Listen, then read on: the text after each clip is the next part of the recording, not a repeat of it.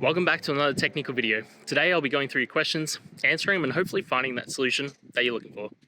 Guys, remember to stay just a little bit crazy just like me and hopefully get to that resolution you need. Now, let's get started.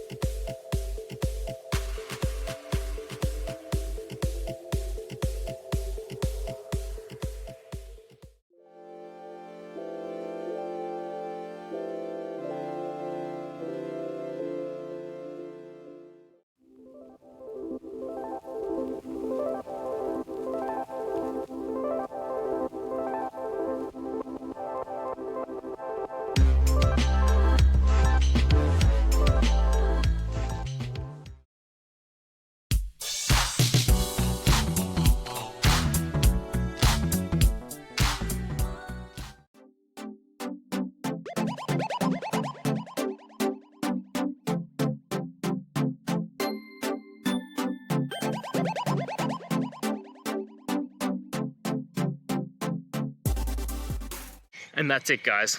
I hope that video helped find the resolution you're looking for. If it did, please, I'd appreciate it if you could hit subscribe.